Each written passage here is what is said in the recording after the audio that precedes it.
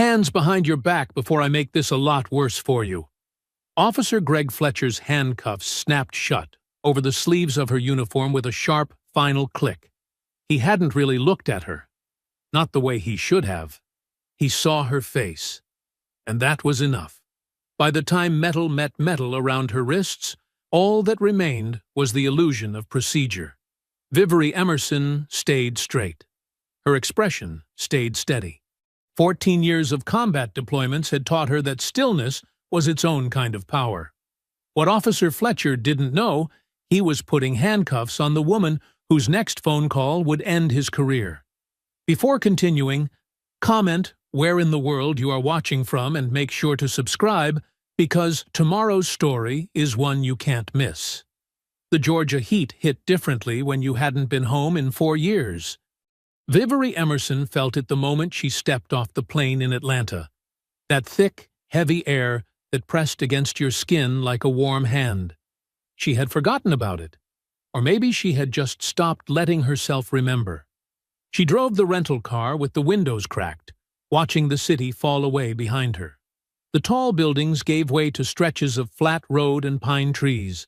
Red clay pushed through the dry grass on both sides of the highway. The sky was huge and pale and cloudless. It looked exactly the same. It always looked exactly the same. "You're about 20 minutes out," Loretta said through the phone's speaker. Her voice was tired. She had been at their mother's house since Tuesday, sorting through boxes, going through drawers, doing the hard, quiet work of clearing out a life. "I've got all the paperwork spread out on the kitchen table. It's a lot, Viv." "I know." Vivery kept her eyes on the road. "I'll be there soon." "You eat anything?" "I'm fine." Loretta made a sound that meant she didn't believe that for 1 second. "You flew straight from Washington, and you haven't eaten. There's leftover rice and beans in the fridge. Don't you dare walk past that kitchen." Despite everything, the funeral 2 weeks ago, the red-eye flight, the dress uniform she was still wearing because there hadn't been time to change, Vivery smiled. Just a small one. She had flown directly from a Pentagon memorial ceremony honoring soldiers killed in Afghanistan. 7 names, 7 folded flags. She had stood at the front of that room in full army dress uniform and kept her face steady, while a room full of generals and senators and civilians cried around her. That was the job. You held it together so others didn't have to. The gold stars on her shoulders caught the afternoon light as she drove. Brigadier General Vivery Elaine Emerson, 36 years old, the youngest brigadier general in Army Special Operations Command history. 14 years of service, 3 combat deployments across 2 theaters of war, 2 presidential unit citations, a record that had made people in Washington sit up straighter when they heard her name. And right now, she was just Vivery. Driving back to Carlton, Georgia, where she grew up poor and black and hungry and determined to settle her mother's estate. She passed her old high school. The paint on the sign was faded. The football field looked smaller than she remembered. Everything looked smaller. Her father's voice came to her without warning, the way it always did when she drove these streets. "They will always see the color first, baby girl. You make them see the uniform second." He had said that to her the morning she left for West Point. He was standing on the porch of this same house she was driving toward, his Gulf War injuries already stealing inches from his posture. He had pressed both hands on her shoulders and looked at her with eyes that held every hope he had ever carried. She had spent 14 years making them see the uniform second. "Viv?" Loretta's voice pulled her back. "Still here." She flicked on her turn signal. "I'm getting gas." "Then I'm coming straight to you." "Okay, drive safe." The gas station sat at the edge of downtown Carlton, the same one that had been there since Vivery was a teenager. She pulled in and parked at the pump, rolled her neck, reached for the door handle. The moment her boots hit the pavement, she noticed a Carlton police cruiser rolling slowly into the lot behind her. She didn't think much of it. She was a decorated United States Army general. She was standing in her home state, in the middle of the afternoon, at a gas station she had been coming to since she was 14 years old. She reached for the gas pump. "Ma'am!"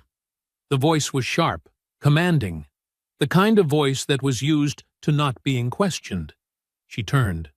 Officer Greg Fletcher was walking toward her with the slow, deliberate stride of a man who had decided something before he even got out of the car.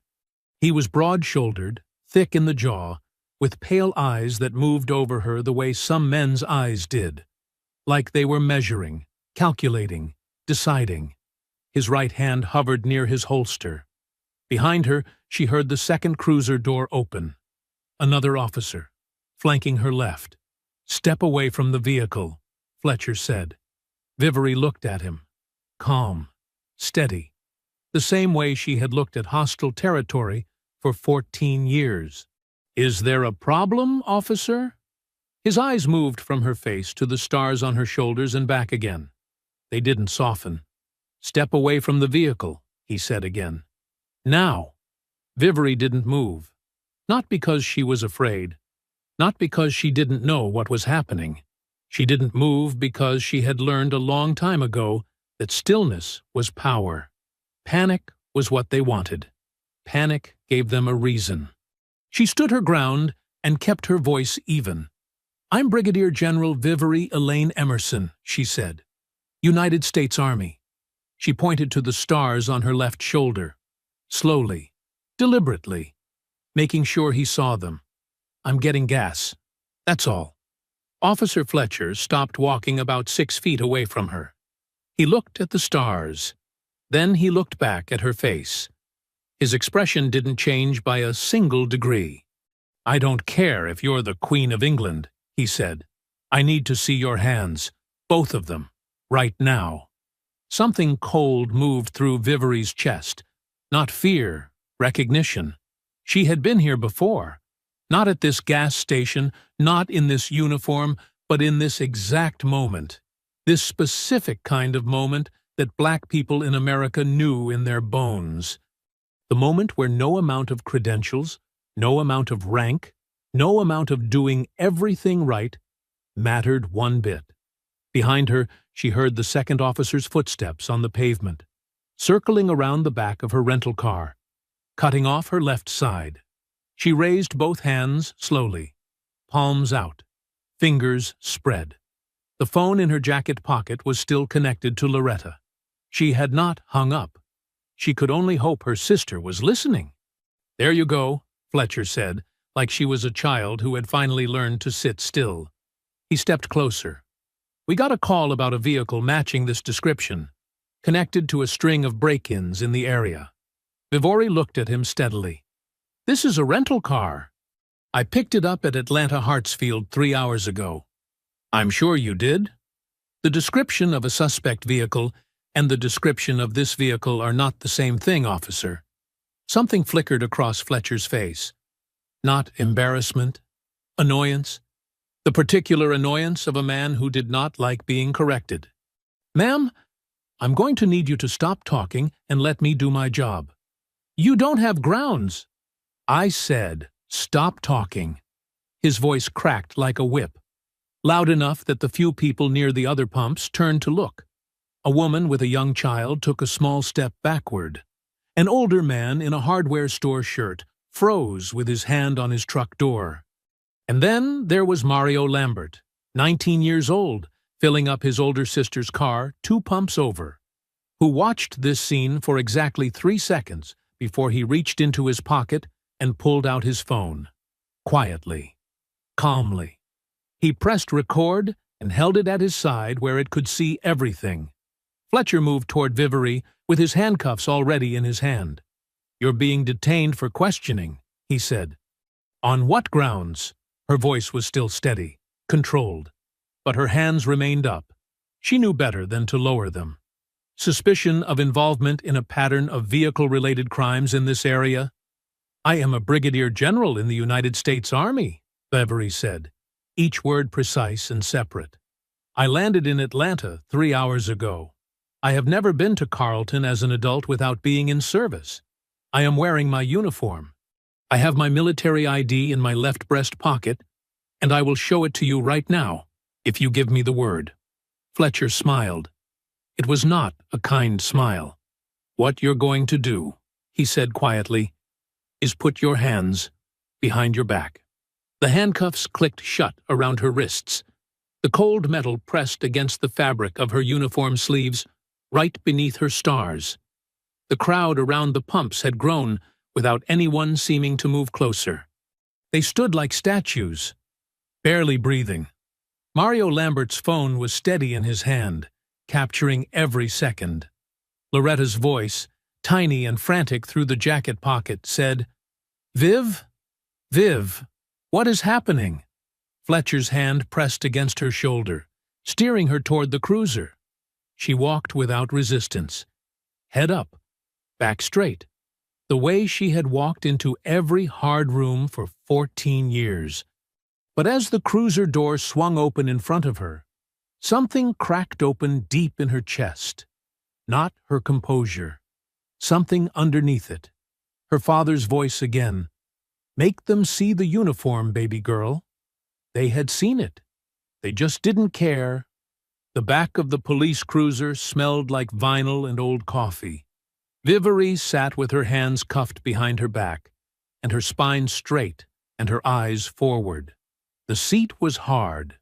The partition between her and the front of the car was smudged with fingerprints. The radio crackled with voices she didn't listen to. She breathed slowly. In through the nose, out through the mouth. The same breathing she used in combat when everything around her was falling apart, and she needed her mind to stay sharp. Think, Vivere. Think. Fletcher was in the driver's seat, filling out something on his dashboard tablet, occasionally glancing at her in the rearview mirror. Lever had stayed at the gas station, presumably to speak with any witnesses, or maybe to make sure they didn't say too much. "You get one call," Fletcher said without looking up. "You want it or not?" "Yes." He reached back and handed her the phone through the partition slot, uncuffing her hands just long enough to take it. Then the cuffs clicked shut again, in front of her this time. She looked at the phone in her hands. Fletcher expected her to call a lawyer. Maybe Loretta. Maybe someone who would cry and beg, and ask the officer very nicely to please reconsider. Vivere dialed a number she had memorized 4 years ago and had never once needed to use. It rang twice. Jackson. Major General Sebastian Jackson's voice was exactly what it always was. Low, steady, like gravel packed tight under concrete. He was 67 years old. He had served in 2 wars. He had personally championed Vivere's promotion to brigadier general and had called it the single best decision the Army had made in a decade. Sebastian. She kept her voice completely calm. "It's Vivere Emerson. I'm sitting in the back of a Carlton, Georgia police cruiser in full-dress uniform. I was arrested at a gas station on a pretextual stop. I need you to make some noise." 3 seconds of silence. 3 full seconds. She counted them. "I'll call you back in 4 minutes," Jackson said. He called back in 3. What happened next moved fast. The way things moved when the right people made the right calls. Vivere couldn't see it from the back of the cruiser, but she could hear it, and she could feel it. The way you feel a shift in the weather before the rain actually falls. The desk sergeant's phone rang. The sound carried through the open station door. A pause. Then a voice, high and uncertain, saying, "Yes, sir. Yes, I understand, sir." Then Chief Joey Melvins's personal cell phone rang. She could hear the muffled sound of it from the front lot, where Melvins had materialized, apparently summoned by the desk sergeant's stricken face. Then the station's main office line lit up. Fletcher's radio crackled. Someone said his name in a tone that wasn't a question. She watched his shoulders tighten in the front seat. He got out of the car without a word. She sat and waited. Through the cruiser window, she could see the desk sergeant speaking rapidly to Fletcher in the parking lot. Fletcher's jaw was set. He shook his head once, then stopped shaking it. Whatever the desk sergeant said next landed like a stone in still water. Fletcher came back and opened the rear door. He uncuffed her without speaking. He didn't meet her eyes. She stepped out, smoothed the front of her uniform, rolled her shoulders back. She was handed her belongings in a plastic bag. Her phone, her military ID, her keys. Chief Joey Melvins appeared in the station doorway. He was a big man, gone soft around the middle, with silver hair and the practiced smile of someone who had spent decades making problems disappear. He walked toward her with his hand already extended, like they were meeting at a fundraiser. "General Emerson," he said warmly. "There's clearly been a terrible misunderstanding. On behalf of the Carlton Police Department, I want to assure you—" Vivery looked at his outstretched hand. She looked at it for a long, quiet moment, long enough for it to mean something. Then she looked up at his face, and she walked past him without a word. Loretta was in the parking lot. She had driven straight there, 20 minutes in 19. Her eyes were red, and her fists were clenched at her sides, and she looked like she was holding herself together through sheer force of will. The sisters reached each other and held on. Behind Vivery, she heard Melvins clear his throat and walk back inside. She didn't turn around, but over Loretta's shoulder, through the window of the station, she could see Fletcher standing at the desk, watching her leave. His expression wasn't sorry. It was furious, and that told her everything she needed to know about what was coming next. The drive to their mother's house took 12 minutes. Neither sister spoke for most of it. Loretta kept both hands on the wheel and her eyes on the road. Vivery sat in the passenger seat with her uniform still perfectly pressed, her face turned toward the window, watching Carlton pass by outside the glass. The same streets, the same houses, the same town that had watched her leave at 18 and never expected her to amount to much. She had come back to bury her mother. Instead, she had spent her first afternoon here in the back of a police cruiser. "You okay?" Loretta finally asked. "I'm fine." "Viv." "I said I'm fine, Loretta." Loretta didn't push. She knew her sister well enough to know that fine didn't mean what it meant when other people said it. With Vivery, fine meant she was processing, calculating, storing everything away in neat, ordered rows where she could access it later when she needed it. They pulled into the driveway of their mother's small blue house on Delaney Street. The flower boxes on the porch were still there, though the flowers had gone dry and brittle in the summer heat. Nobody had watered them since. Inside, the kitchen table was covered in paperwork, estate documents, bank statements, utility bills, the ordinary debris of a life. Loretta had set up her laptop at one end of the table to keep track of everything. By the time they walked through the door, Mario Lambert's video had 200,000 views. Loretta saw it first. She had her phone in her hand, and she stopped walking in the middle of the kitchen and just stared at the screen. The footage was steady and clear. You could see everything. You could see Vivery's stars. You could see Fletcher's face. You could see the handcuffs going on. "Viv," Loretta said quietly. "Look." Vivery looked. She watched the whole thing without a word.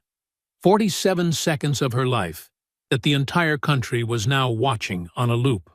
By midnight, the video had 4 million views. News alerts were firing on both their phones every few minutes. Vivery's name was trending. Her rank was trending. The words, Carlton, Georgia, were trending. She turned her phone face down and went to bed. By morning, it was the lead story on every major network. Loretta had the news playing on the small television above the kitchen counter while she made coffee, and Vivery stood in the doorway in yesterday's uniform. She had nothing else to change into yet. Her bag hadn't arrived from the airport. and watched a news anchor describe the footage over a still image of her in handcuffs. 36 years old, youngest brigadier general in Special Operations Command history. Arrested at a gas station in her hometown. She poured herself a cup of coffee and sat down. The press conference was at 10 o'clock. Chief Joey Melvins stood behind a podium on the front steps of the Carleton Police Department in a freshly pressed uniform. The department's seal was on a banner behind him. Two officers flanked him on either side like bookends. Loretta pulled it up on her laptop. They watched it together. Melvins smiled at the cameras like a man who had done this many times before. "My officers responded to a call and followed standard protocol," he said. "The situation was resolved appropriately through proper channels. The Carleton Police Department stands fully behind Officer Fletcher, who is a decorated officer with an exemplary record of service to this community." A reporter called out from the crowd, "Chief Melvins, will Officer Fletcher be suspended pending an investigation?" "There is nothing to investigate," Melvins said smoothly. "Our officers acted within their authority. The individual involved was uncooperative, and the situation was unfortunately escalated as a result." Uncooperative? The word landed in the kitchen like something thrown. Loretta's coffee cup hit the table harder than she intended. Uncooperative? She was standing at a gas pump with her stars on her shoulders, and he put her in handcuffs. That's what he calls uncooperative? On the screen, Melvins was already turning away from the podium, smiling, nodding to his officers. The press conference was over in less than 4 minutes. Vivori watched it all without moving. When it ended, she reached over and closed the laptop with one hand. The screen went dark. The kitchen was quiet. "He just made this much bigger than himself," she said. Loretta stared at her. "What are you going to do?" Vivori wrapped both hands around her coffee mug. Outside the window, the dry Georgia morning stretched on, bright and indifferent. Her mother's empty flower boxes sat on the porch. "First," she said, "I'm going to need a change of clothes." The morning after Melvin's press conference, the phone didn't stop. Vivori had borrowed a pair of Loretta's jeans and an old sweatshirt, and was sitting at the kitchen table with a pen and a legal pad, making notes. News requests, interview requests, a message from a civil rights attorney in Atlanta. 2 messages from former soldiers she had served with, checking in. 1 message from a Pentagon number she didn't recognize. She answered none of them. Loretta was at the counter, refilling her coffee for the 3rd time, when her own phone rang. She looked at the screen. A number she didn't know. She almost let it go to voicemail. "Hello?" A man's voice, calm and professional. He introduced himself as a journalist with a Georgia-based investigative news outlet. He said he had been following the story since the video dropped. He said he had something she needed to see. Loretta pressed the phone tighter against her ear. "What kind of something?" "A document," he said. "An internal police report. Filed 8 years ago. I think your sister needs to know about it." Loretta looked across the table at Vivori, who had stopped writing and was watching her with steady eyes. "Send it," Loretta said. It came through as an email attachment while they were still on the phone. Loretta opened it on her laptop and turned the screen toward Vivori without a word. It was a formal complaint, filed in 2016 with the Carleton Police Department's Internal Affairs Division. The complainant's name was Robin Harold, 71 years old, United States Army veteran. The complaint described a traffic stop in which Officer Greg Fletcher had pulled Robin over on a residential street, accused him of matching the description of a suspect, sound familiar, and when Robin questioned the stop, Fletcher had grabbed him by the arm and shoved him against the hood of his own car hard enough to bruise 3 ribs. Robin had photographs. He had witness names. He had filed everything correctly. He had done everything right. At the bottom of the document was a single stamped notation in red ink. Complaint reviewed, Insufficient evidence. Case closed. The stamp was signed by Chief Joey Melvins. Vivori read the document once. Then she read it again. Her coffee sat untouched and cooling beside the legal pad. The journalist was still on the line. Loretta put him on speaker. "How did you get this?" Vivori asked. "Public records request," he said. "Filed 6 months ago for unrelated reasons. It was in a batch of documents the department released. I don't think they realized it was in there." A pause. "Mr. Harold is still alive. He lives in Mercy County, about 20 minutes from where you're sitting." The kitchen was very quiet. Vivori set the document down flat on the table.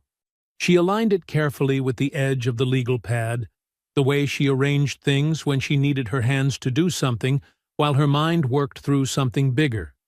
She had walked out of that police station yesterday thinking this was about her, about what they had done to her specifically. Her rank, her record, her uniform, her name.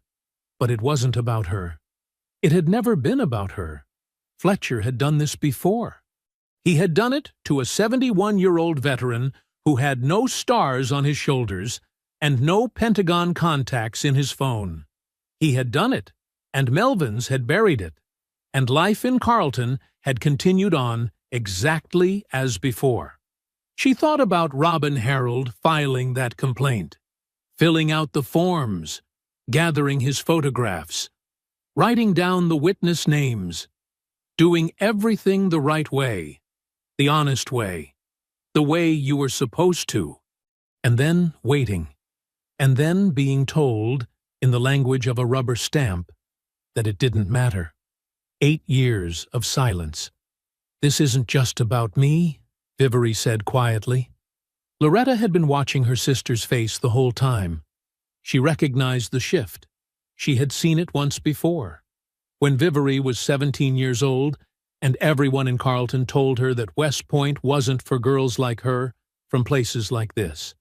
That same expression, the one that meant a decision had already been made somewhere deep and quiet inside her, and what you were seeing on the surface was just the world catching up.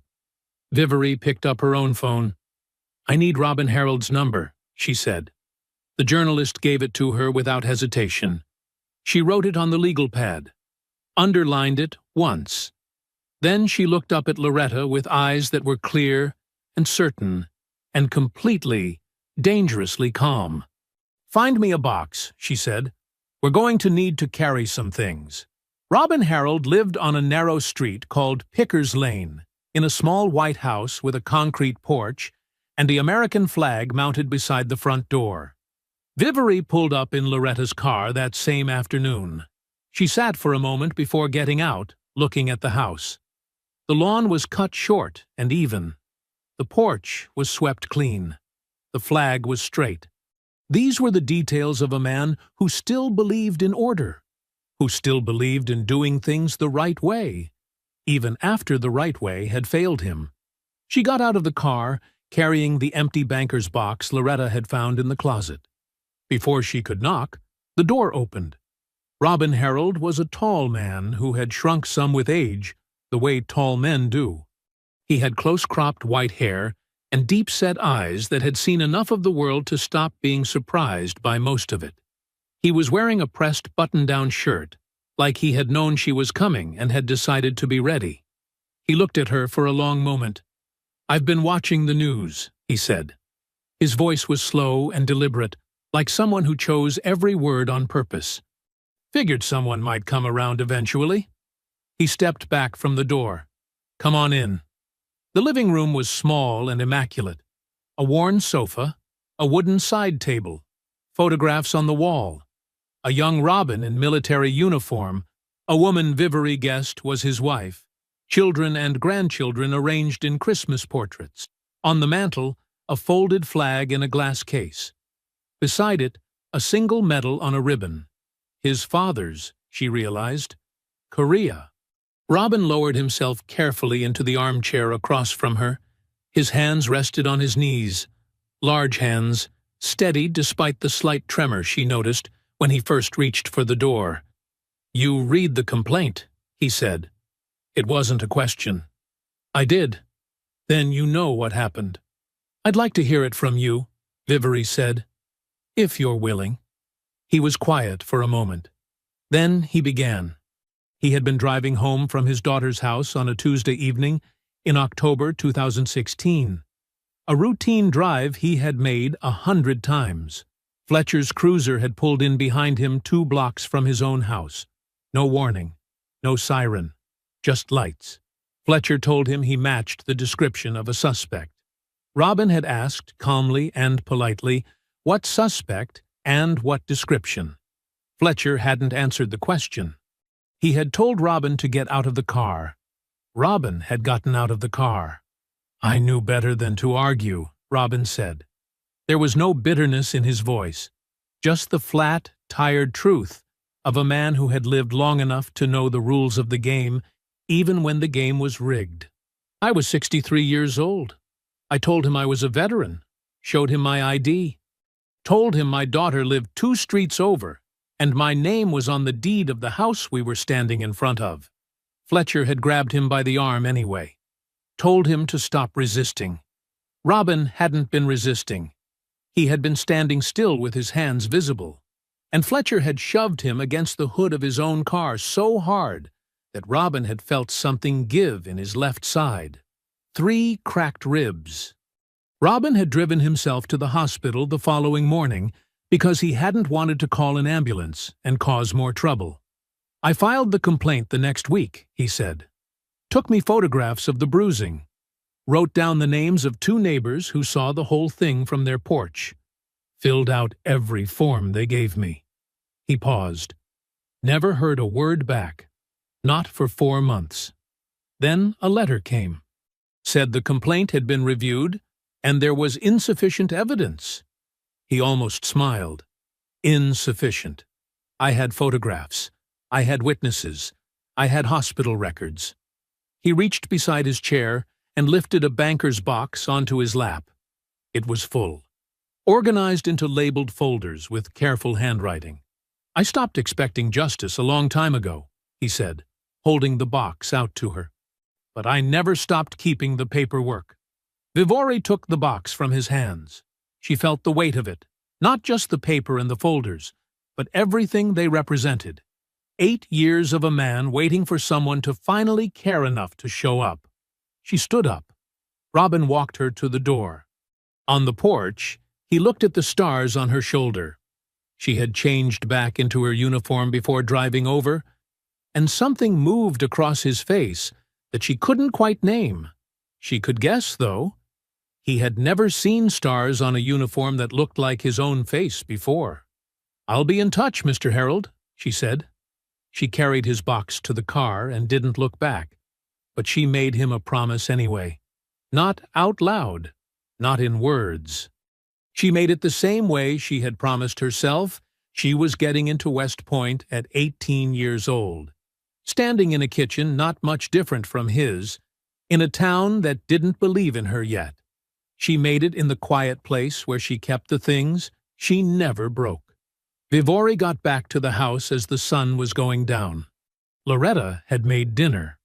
Rice and beans, the same thing she always made when she didn't know what else to do with her hands. The smell of it filled the small kitchen and made the house feel, just for a moment, like it used to feel when their mother was still in it. They ate without much talking. Robin's banker's box sat on the counter beside the stove, the labeled folders visible through the open lid. Every few minutes, Loretta glanced at it like it might say something. After dinner, Vivery cleared the table, stacked the plates, and opened the box. She worked for 2 hours, spreading documents across the table in chronological order, cross-referencing Robin's witness names against the official complaint record, reading the Internal Affairs response letter 3 times, each time finding new things to be angry about. She made notes in the margins of her legal pad in small, tight handwriting. Loretta fell asleep on the couch, with the television on low. At 9:15, Vivery picked up her phone. She had a name in her head that had been sitting there since that morning, since the moment she read Robin's complaint and understood that this was bigger than one arrest and one bad officer. She had crossed paths with this person twice at Pentagon functions, briefly, formally, but the impression had stayed with her. Senator Leslie Harwood, Georgia's junior senator, former civil rights attorney out of Savannah, 61 years old, sharp as broken glass, and twice as dangerous to the people who underestimated her. Vivery didn't have her direct number, but she had the number of a retired colonel named Aiden Sayers, who moved in the same Washington circles and knew everybody worth knowing. She called him first. "Aiden, I need a favor." "Already saw the video," he said before she could explain. "Half of Washington has. Give me 10 minutes. He called back in 8. He had Harwood's personal cell number and a message. The senator has been waiting for someone to call. Vivery dialed. It rang once. "This is Harwood." Her voice was exactly what Vivery expected. Precise, unhurried, and carrying the particular authority of a woman who had spent decades in rooms that didn't originally have a seat for her. "Senator, this is Brigadier General Vivery Emerson. I apologize for the hour." "Don't." A pause, brief and purposeful. "I've been watching that footage since yesterday morning. I've watched it 11 times. I want to know what you need." Vivery appreciated that. No performance, no political warm-up, just the question that mattered. She talked for 20 minutes without stopping. She told Harwood about Robin Harold, about the banker's box, about the buried complaint and the rubber stamp and 8 years of silence, about Melvins's press conference and the word uncooperative hanging in the air like something rotten, about Fletcher's face in the rearview mirror. Not sorry, not embarrassed, furious. Harwood listened without interrupting. That was rarer than people knew. When Vivery finished, the senator was quiet for a moment. "I've been building toward a subcommittee hearing on law enforcement accountability for 14 months, Harwood said. "I have data. I have statistics. I have reports from advocacy organizations." Another pause. "What I have not had is the right case, the right moment, the right person standing at the center of it, with evidence that cannot be dismissed and a record that cannot be attacked." Her voice shifted. Not softer exactly, but more direct. "Do you understand what I'm telling you, General? You needed a standard bearer," Vivery said. "I needed someone they couldn't make disappear." A beat. They arrested the wrong woman. Something moved through Vivery's chest, warm and hard at the same time. "They always arrest the wrong woman," she said. "That's the point." Harwood almost laughed. It was a short sound, but it was real. "I want Robin Harold in that hearing room. I want his documents. I want his witness names. And I want you sitting beside him in that uniform." Her tone shifted back to business. "My office will handle the subpoena process. Can you be in Washington by end of week?" "Yes." "Good." Another pause. "Get some sleep, General. We have work to do." The call ended at 10:17. Vivery set the phone on the table. She looked at the documents spread out in front of her. Robin's careful handwriting on the folder labels. 8 years of a good man's patience laid out in neat rows under the kitchen light. She picked up her pen. In the margin of her legal pad, she wrote 2 words and underlined them twice. Federal angle. Then she circled them. Then she got back to work. 2 days after Melvins's press conference, Vivery was at the kitchen table when Loretta's phone rang. It was the school principal. Loretta took the call in the hallway, keeping her voice low. Vivery couldn't hear the words, but she could hear the tone. Careful, measured, the way you spoke to someone who had power over your paycheck. The call lasted 4 minutes. When Loretta came back into the kitchen, her face was arranged into the careful, neutral expression she used when she didn't want her sister to see how upset she was. Vivery had grown up with that face. She knew exactly what it meant. "What did he say?" Loretta sat down. She wrapped both hands around her coffee mug. He said there have been some concerns from parents about my social media activity. She paused. He said it might be better if I stepped back from, and I'm quoting, making public statements about ongoing legal matters. The kitchen was very quiet. He said that, Vivere said, word for word. Vivere pushed her legal pad across the table. Write it down. Everything he said. Every word. In the order he said it. She kept her voice steady. Don't leave anything out. While Loretta wrote, Vivere's phone buzzed. A news alert. She tapped it open. A conservative media outlet, one of the loud ones, the kind that treated outrage like a business model, had run a segment about her. She read the headline twice. Then she read the article. It questioned whether her promotion to brigadier general at 35 had been merit-based or the result of what they called diversity pressures within the modern military. It suggested she was using the arrest as a platform to build a public profile ahead of what they implied might be political ambitions. It quoted an unnamed source describing her as difficult and self-promoting. It used the word ambitious 4 times. In that particular kind of writing, she knew, ambitious didn't mean the same thing when it was aimed at a black woman as it did when it was aimed at anyone else. She put the phone down. Across town, at that same moment, Chief Joey Melvins was sitting across a wide desk from Mayor Dominic Perkins in Carlton City Hall. Perkins was 58, soft-spoken, and deeply committed to doing whatever kept his life the easiest.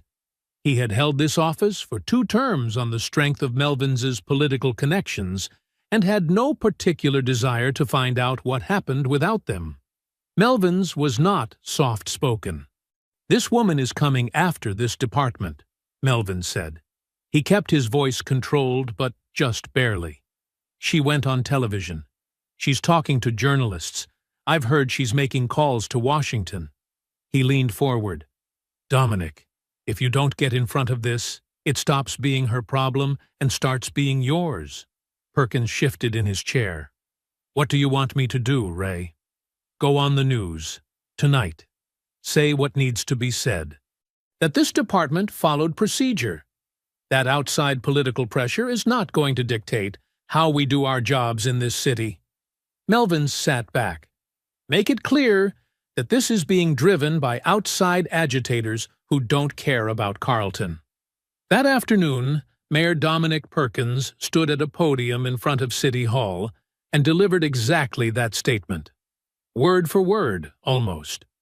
He called the growing national attention around Vivere's arrest politically motivated interference. He praised the Carlton Police Department's long record of community service. He did not say Vivere's name. He did not have to. By 6 o'clock, the segment attacking Vivere's promotion was being shared hundreds of thousands of times online. By 7, Loretta's post defending her sister had been reported and removed from one platform for reasons neither of them could fully understand. Vivere sat with all of it. The principal's call, the article, Perkins's statement, the removed post. She sat with it the way she had learned to sit with bad intelligence in the field, not reacting to any individual piece, but turning all of it over in her hands until she could see the shape of what she was actually dealing with. This was coordinated. Melvins wasn't just defending himself anymore. He was running a campaign. She added Loretta's notes to the legal pad. She clipped the article printout to the growing stack of documents on the table. She wrote a note beside Perkins's name with the time and date of his statement. Every threat, every attack, every attempt to make her smaller or quieter or easier to dismiss. She was keeping all of it. Because, in her experience, the people who came at you hardest always left the most evidence behind. The call came the following morning at 7:45. Vivere was standing at the kitchen counter with her first cup of coffee, still in her borrowed sweatshirt, watching the early light come through the window above the sink. The backyard was small and overgrown. Her mother's old garden had gone to weeds. She looked at the screen. The number was a Pentagon extension. Not Jackson's, a different one. She set her coffee down and answered. General Emerson. The voice was measured, professional, the kind of careful that took years to perfect. This is General Mossfield.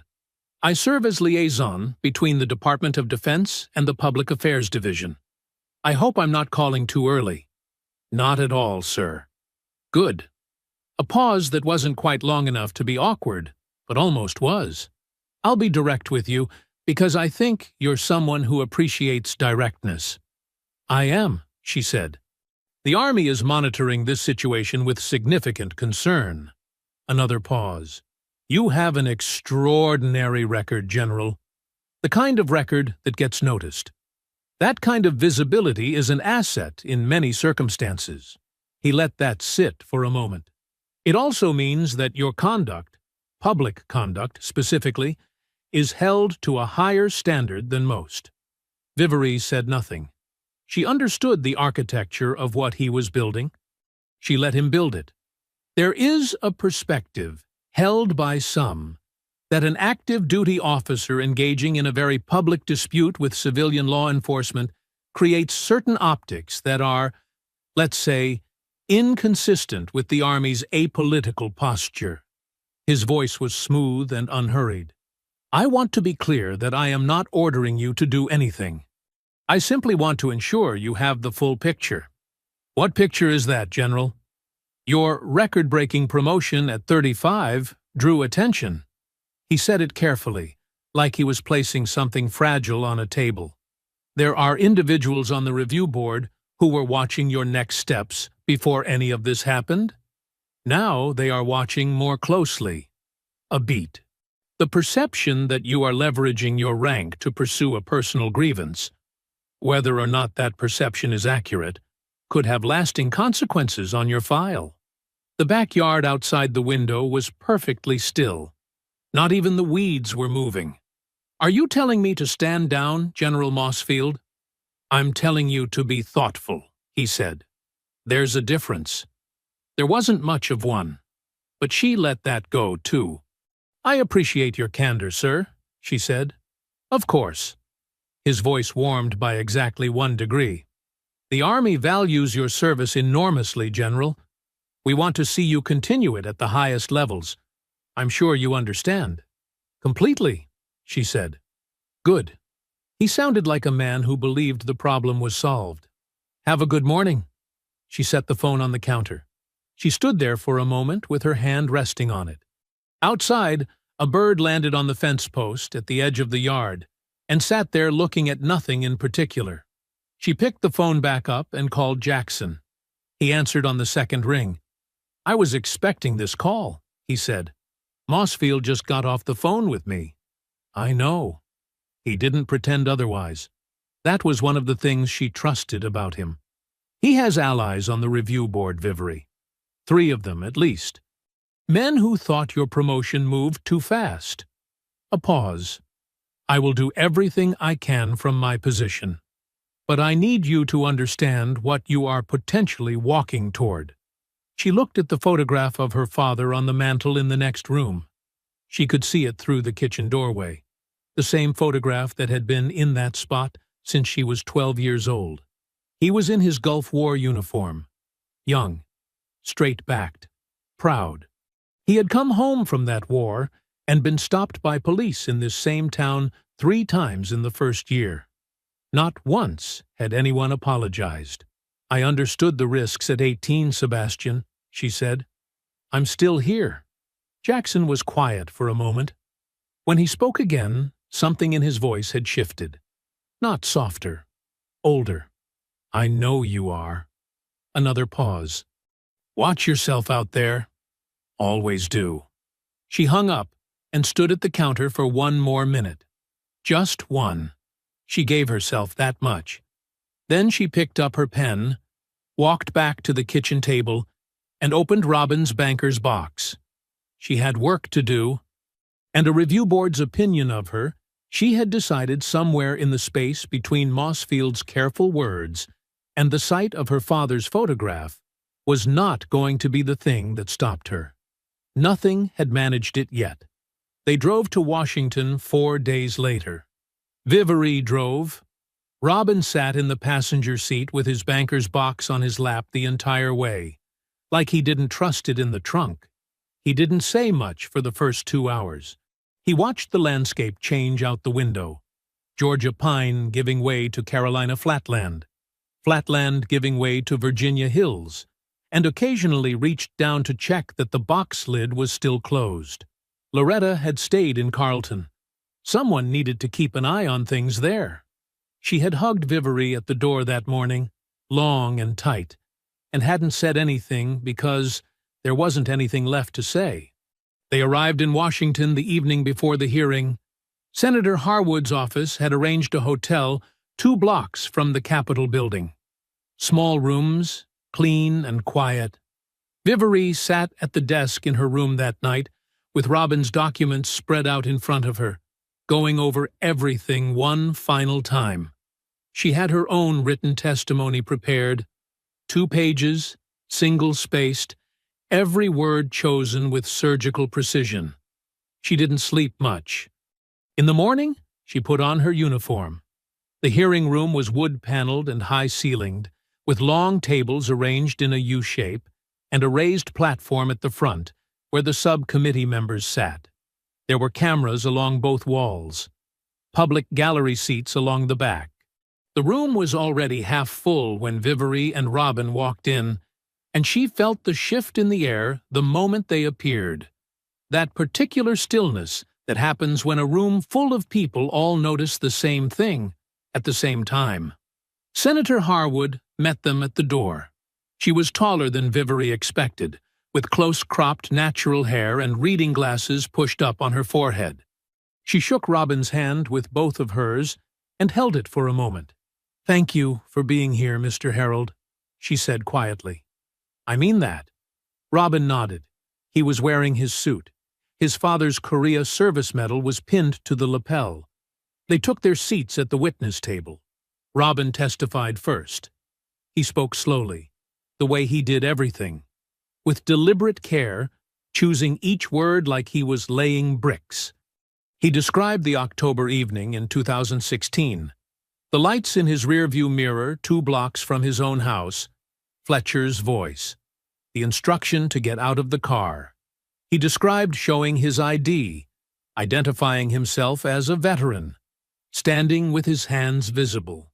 He described the moment Fletcher grabbed his arm. "I didn't fall," Robin said. "I want to be clear about that. He shoved me against that hood hard enough that I felt my ribs go, and I didn't fall, because I knew that if I fell, it would be worse." The room was completely silent. He described filing the complaint, gathering the photographs, writing down the witness names, waiting 4 months, getting the letter. "Insufficient evidence," he said. "That's what they told me. Insufficient." He looked up at the senators on the raised platform. "I had photographs of the bruising. I had 2 witnesses who watched the whole thing from their porch. I had hospital records." He paused. "What I didn't have was anybody who thought I was worth listening to." Several senators looked away. Then Vivery spoke. She didn't raise her voice once. She didn't need to. She laid out the timeline with the precision of a military briefing. The pretext stop, the arrest, the Pentagon calls, Melvins's press conference, Robin's buried complaint, the documented pattern. She told the subcommittee that what happened to her on a Georgia roadside was not a mistake or an overreaction. It was a system doing exactly what it had been built to do. "If this can happen to me, in this uniform, with these stars, in broad daylight with witnesses present, then it has been happening to people without this uniform every single day," she said. "The only difference is that nobody recorded those." The room stayed silent for a full 3 seconds after she finished. Then every camera in the room flashed at once. By evening, Fletcher had been placed on paid administrative leave. 2 Carlton City Council members issued statements calling for an independent departmental review.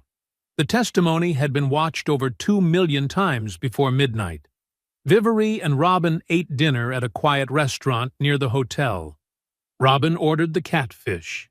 He ate slowly and deliberately and didn't say much. But when the check came, he looked across the table at her with those deep-set eyes that had seen enough of the world to stop being surprised by most of it. Tonight, though, he looked surprised. "Didn't think I'd live to see this day," he said. Vivery looked at him. "It's not over yet, Mr. Harold." He almost smiled. "No," he said. "But it started." That night, back at the hotel, Vivery sat on the edge of the bed in the quiet of her room and let herself feel, just briefly, just for a moment, something that was close to hope. Her phone rang. It was Harwood's chief of staff. His name was Jeremy Morson. Vivery had met him briefly in the hallway outside the hearing room that morning. Young, organized, the kind of person who carried 3 pens because he didn't trust any single one. His voice now was the carefully controlled voice of someone delivering bad news to someone they respected. "General Emerson, I need to walk you through some things." She stood up from the bed. "Go ahead. 3 things have happened in the last 2 hours. I want to give them to you straight." "Do that." "First." He drew a breath. "Chief Melvins has filed a civil lawsuit against you. Defamation. His attorney is claiming that your characterization of the Carlton Police Department as systematically corrupt during today's testimony constitutes deliberate reputational damage." A pause. "His attorney is already on television. He's calling you, and I'm reading directly here, a politically ambitious young officer who has declared war on a small-town police department to accelerate her own career."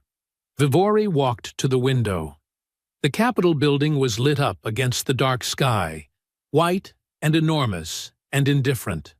"Second," Jeremy continued, "someone has leaked an edited version of Mario Lambert's video to a national outlet. The edited version removes the portion where you identify your rank and credentials. It begins after that point. Viewers are seeing footage of the arrest without the context of your identifying yourself." Another pause. "It's moving faster than our corrections. Significantly faster." She pressed 2 fingers against the bridge of her nose. "Third." His voice tightened slightly. Just slightly. "General Mossfield has been in contact with the review board. As of this evening, a formal conduct review has been opened regarding your public commentary on an ongoing civilian law enforcement matter." He stopped. "The flag on your file is real, General. It's been entered." The room was very quiet. Outside the window, Washington went about its nighttime business. Cars moving, lights changing, the enormous, indifferent machinery of power turning and turning. Vivery stood at the window for a long moment. She thought about the hearing room that morning. Robin's voice describing the moment Fletcher shoved him against the hood of his car. "I didn't fall. I knew that if I fell, it would be worse." She thought about the 2 million views by midnight. She thought about the look on Robin's face across the dinner table. "Didn't think I'd live to see this day." She thought about her file. 14 years of spotless, record-breaking service. The first flag it had ever carried. "Thank you, Jeremy," she said. "I'll be in touch with the senator in the morning." She ended the call. She stood at the window for another minute, just standing. Not thinking, not planning. Just letting the weight of it settle the way it needed to settle before she could pick it back up and carry it properly. Then she called Loretta. Loretta answered before the second ring. It was past 10 o'clock, and she had clearly been awake, waiting. "I saw the edited video," she said immediately. "It's everywhere, Viv. People who didn't watch the hearing are only seeing that version, and they're—" She stopped. "How bad is it?" "It's bad." "How bad?" Vivery told her. All 3 things. She laid them out the same way Jeremy had, straight and in order, without softening any of it. When she finished, Loretta was quiet long enough that Vivery checked the phone to make sure the call was still connected. "Come home," Loretta said finally. "Come back to Carlton tonight." Vivery drove back through the darkness. Robin slept in the passenger seat with his banker's box still on his lap. She dropped him at Pickers Lane just after 1 in the morning, waited until his porch light came on, then drove to Delaney Street. Loretta was sitting at the kitchen table with the lights on and 2 cups of coffee made. She looked at her sister's face when Vivery walked through the door and didn't say anything. She just pushed one of the cups across the table. Vivery sat down. The documents were still spread across the table from the days before. Robin's careful handwriting on the folder labels, her own notes in the margins of the legal pad, the whole architecture of everything they had built. The kitchen was the same kitchen where their mother had made breakfast before school every morning for 18 years, where their father had sat with his coffee and his Gulf War silences, where Vivery had studied for the West Point entrance exam by the light of a single lamp because the electricity was unreliable, and she had refused to let that stop her. Loretta looked at her steadily across the table. "You could stop," she said. "Not a suggestion, not a plea. Just an honest accounting of what was possible." "I know," Vivery said. "But you won't." "No." Loretta reached across the table and covered her sister's hand with her own. "Then, let's figure out what we haven't used yet." They sat at that kitchen table until past 2 in the morning. Loretta refilled both cups without being asked. The television was off. The house was quiet around them in the way old houses get quiet late at night, settling into itself, creaking softly, like it was breathing. Vivery had her legal pad open. She wasn't writing yet. She was thinking, which for her looked almost identical to doing nothing. Her eyes were steady, and her pen was still, and her mind was moving very fast through everything she knew. She had been fighting defensively. That was the problem. Since the moment Fletcher snapped those handcuffs on her wrists, she had been responding to Melvins's press conference, to the media attacks, to Mossfield's warning, to the lawsuit, to the doctored video, reacting to each thing as it came. That was not how you won. She knew how you won. 14 years and 3 combat deployments had taught her exactly how you won. You stopped reacting to the enemy's movements, and you started dictating the terrain. You identified what you had that they didn't. You found the angle they hadn't protected because they didn't know it existed. She looked at the documents spread across the table. Melvins had political relationships. The mayor, the city council, 30 years of carefully maintained alliances.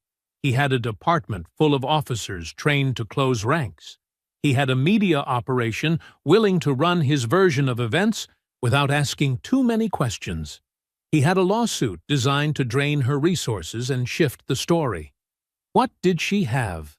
Robin's banker's box, a senator with subpoena power, a documented pattern going back 8 years, and one more thing, something she had not fully thought through until right now, sitting in her mother's kitchen at 2 in the morning with her sister's hand still warm from covering hers. Melvins had filed a lawsuit against her, against a brigadier general in the United States Army. He had, in doing that, made the United States Army his personal adversary. He had handed her an institutional angle she hadn't had before. Because this wasn't just about her anymore. It had never been just about her, Robin had proved that. But now there was a legal framework that could make the Army care about it in a way that Mossfield's carefully worded warnings couldn't survive. She picked up her pen. She wrote 2 words on the legal pad. Service Members Civil Relief Act. She underlined them once. Then she wrote a question beneath them and stared at it for a long moment. Then she picked up her phone. It was 2:17 in the morning. She dialed Jackson anyway. He answered on the 3rd ring. His voice was awake. She suspected he hadn't been sleeping either. "Vivery. Sebastian, I have a legal question." A pause. "At 2 in the morning.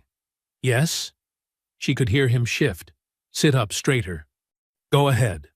If a civilian law enforcement official were found to have systematically targeted, harassed, and physically abused active duty and retired military personnel on the basis of race, does that rise to the level of a federal civil rights violation under the Service Members Civil Relief Act?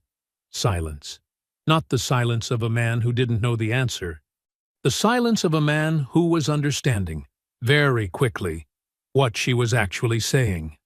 It would, Jackson said slowly, if someone could prove it was a pattern, and not isolated incidents. I have a banker's box that proves it's a pattern, Vivori said. 4 veterans, 15 years, documented complaints that were deliberately suppressed by the same chief of police, who is now suing me for saying so publicly. She kept her voice level. And I have a senator who sits on the Judiciary Committee and can put all of it in front of a federal judge. The silence this time was longer. He sued you, Jackson said, mostly to himself, like he was still working through the full dimensions of Melvins's mistake. He did. That man sued a brigadier general in the United States Army. He did, Sebastian. Another pause, shorter this time. Vivori. His voice had changed. The careful, measured tone he had used in every conversation since this started, the one that acknowledged her position but kept one eye on the institution, was gone. What replaced it was something older and simpler and considerably more dangerous. I'm going to make some calls. She set the phone down. Across the table, Loretta was watching her with wide eyes. Well, Vivori looked at her sister. Then, for the first time since she had walked out of that police station 4 days ago, she smiled. Not small this time. He made a mistake, she said, and we're going to make sure he knows it. They slept a few hours and started again at dawn. Vivori was back at the kitchen table by 6 o'clock with fresh coffee, and Robin's banker's box open beside her laptop. Loretta had called in to school, personal days, no explanation given, and was on her own phone at the counter, working through a list of names that Vivori had written out the night before. Carlton residents, former neighbors, people who had lived in this town long enough to remember things that never made it into any official report. Harwood's legal staff had been up since before dawn, too. Vivori had sent them a message at 2:30 in the morning, laying out the Service Members Civil Relief Act angle, and by the time she woke up, there were already 3 responses in her inbox, detailed, thorough, and moving fast. These were people who knew how to work a case. They had pulled public court records, municipal archives, and complaint logs from the Carlton Police Department going back 15 years. What they found took the shape of something Vivori had suspected but not yet seen fully assembled. Robin Harold was not the only one. The first name was Sergeant First Class Jerome Dwyer, retired Marine, 64 years old, pulled over on the highway outside Carlton in 2014 while driving to visit his grandson. Told he matched the description of a suspect. Ordered out of the vehicle. When he produced his military ID and discharge papers, the officer, Fletcher, had thrown them back in his face and told him to watch his mouth.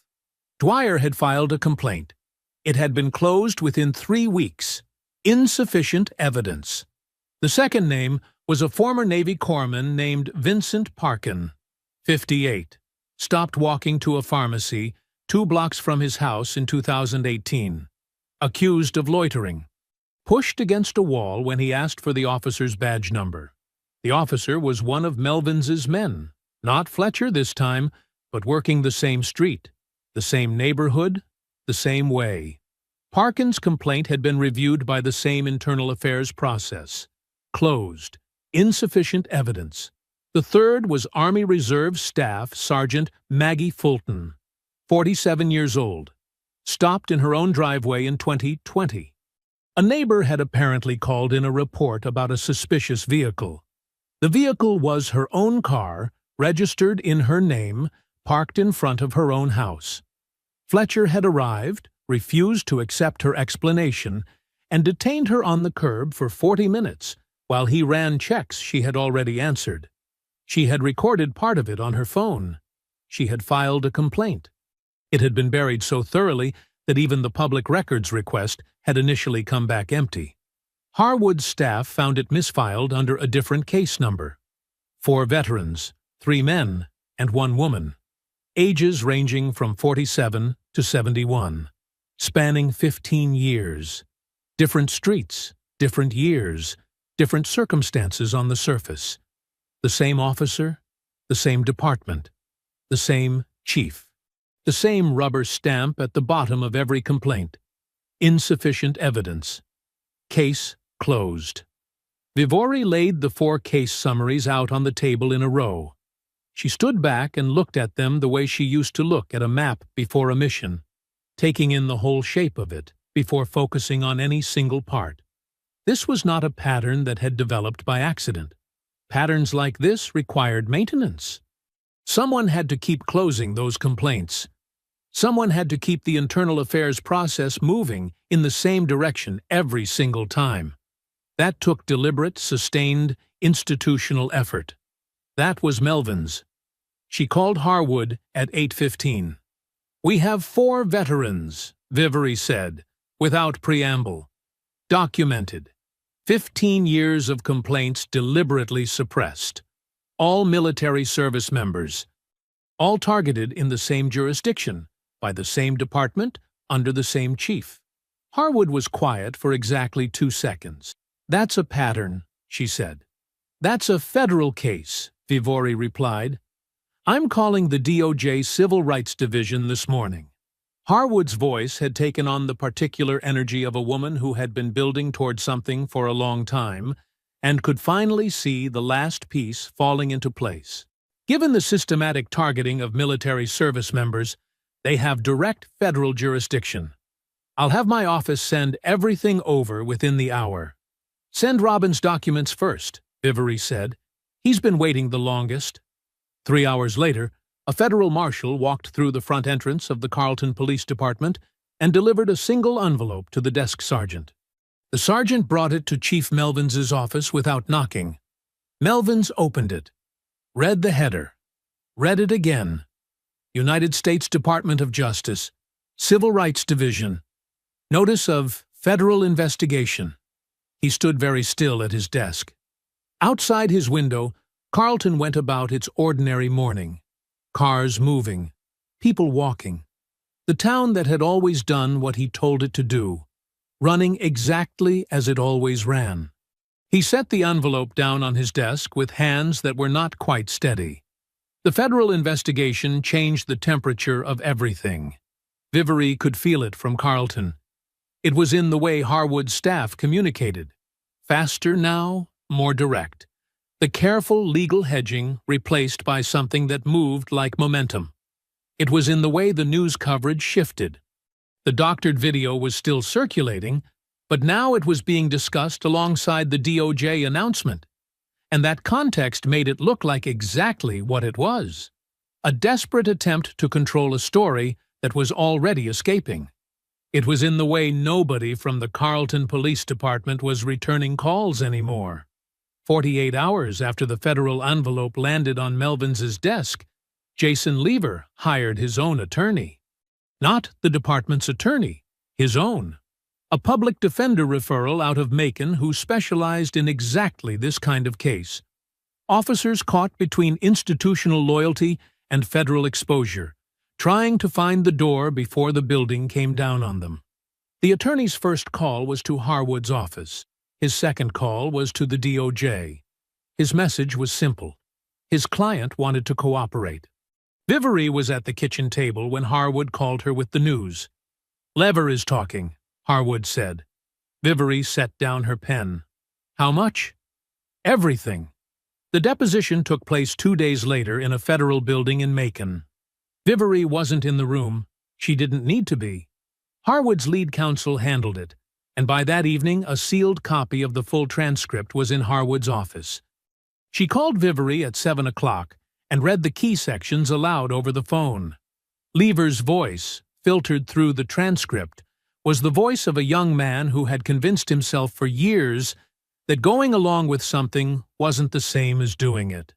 He had been on the force for 4 years before he understood what kind of department he had joined.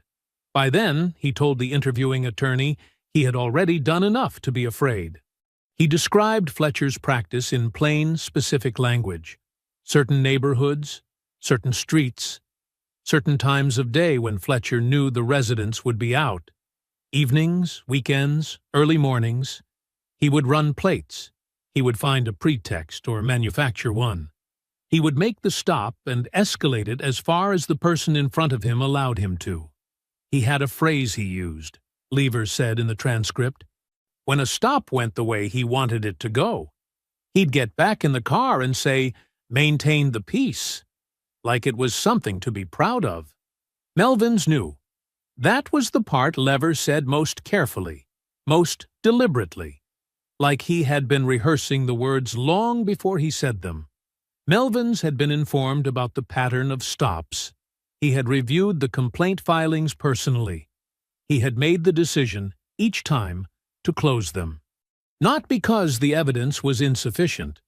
Lever had seen the evidence on Robin Harold's complaint with his own eyes, had seen the photographs, but because closing them was easier than the alternative.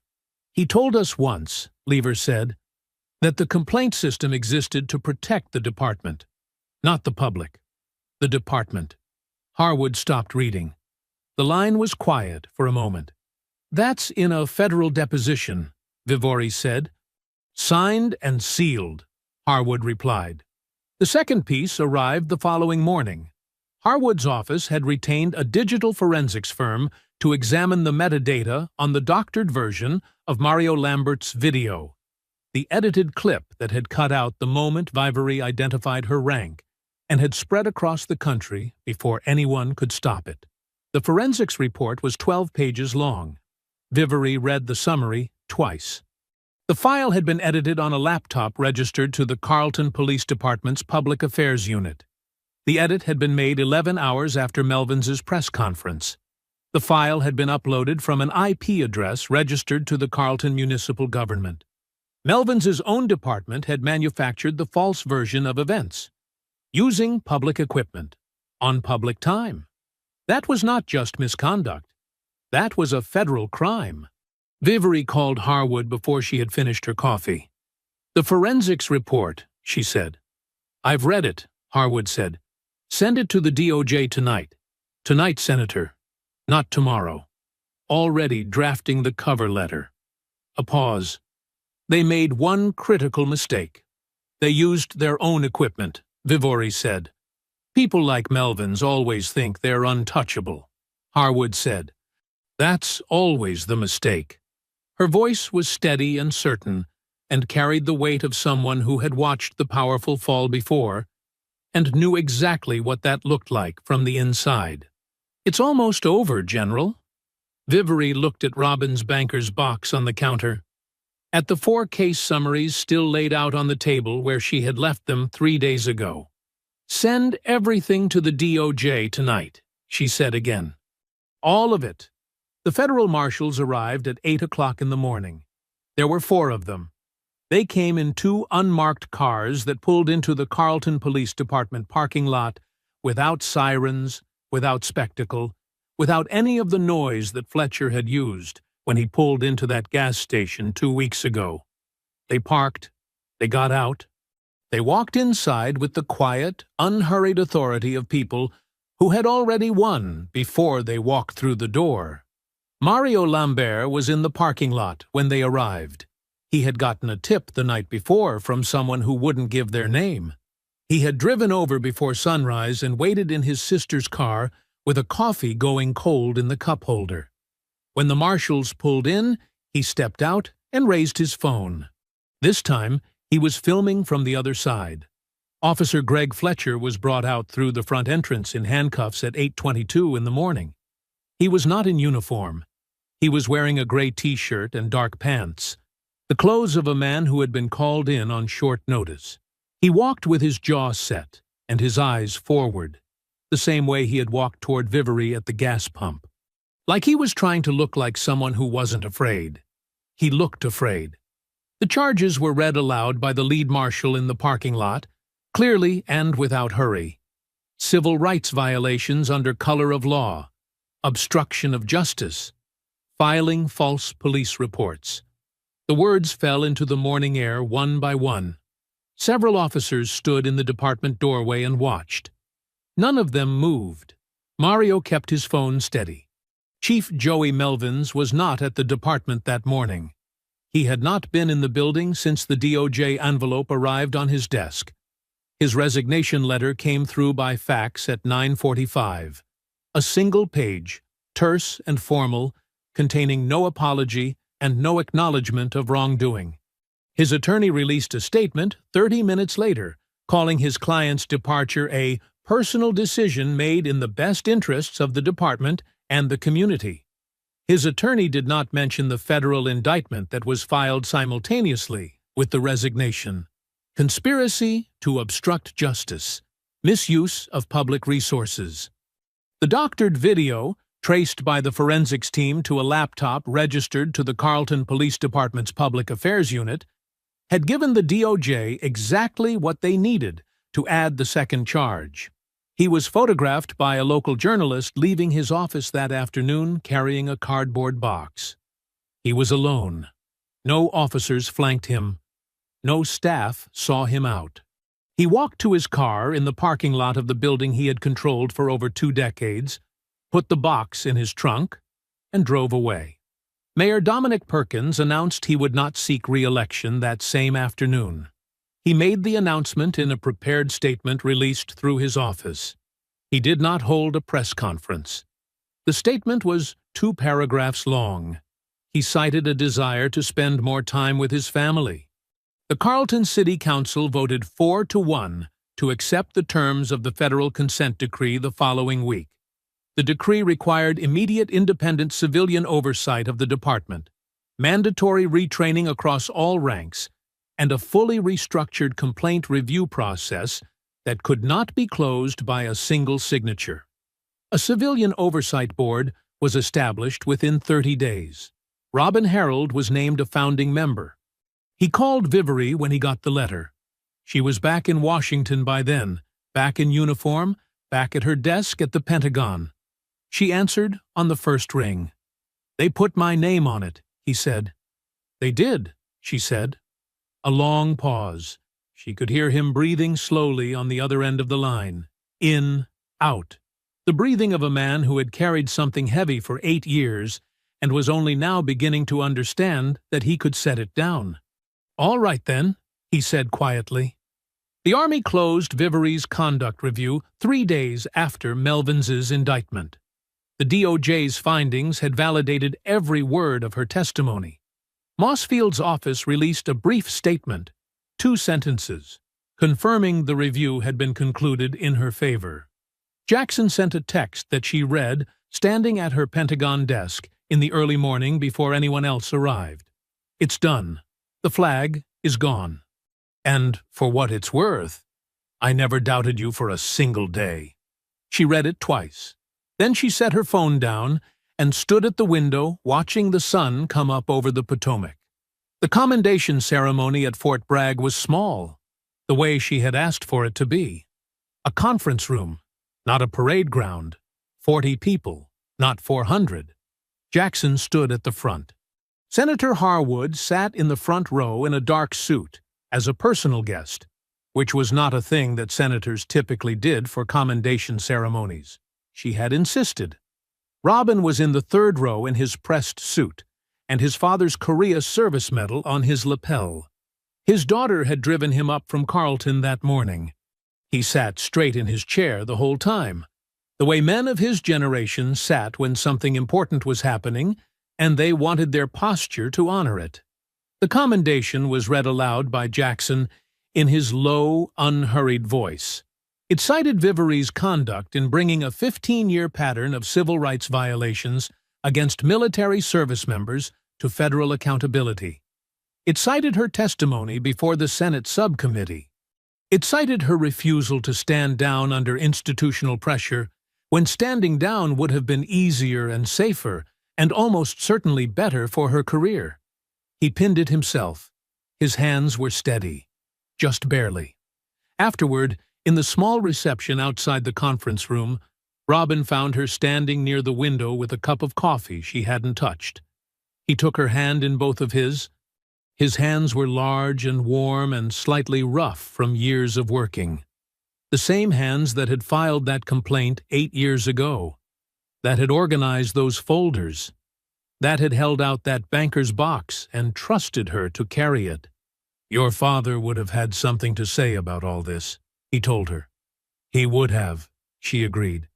"He would have said it took too long." Robin nodded. He looked out the window at the Fort Bragg grounds, the flat Carolina sky, the long, straight roads, the flags standing straight in the morning wind. "It always does," he said. "But you've got a lot of road left, General. A lot of road to make it shorter for the next one." Vivery looked down at the commendation in her hand. The weight of it was small, a piece of metal and ribbon and engraved words. But underneath it was Robin's banker's box. 14 years of refusing to be invisible. 1 week of refusing to be silent. 4 veterans whose names were now in a federal record that could not be buried or stamped closed or misfiled under somebody else's case number. She looked back at Robin. "Yes," she said, "I do. If you enjoyed the story, leave a like to support my channel and subscribe so that you do not miss out on the next one. On the screen, I have picked 2 special stories just for you. Have a wonderful day.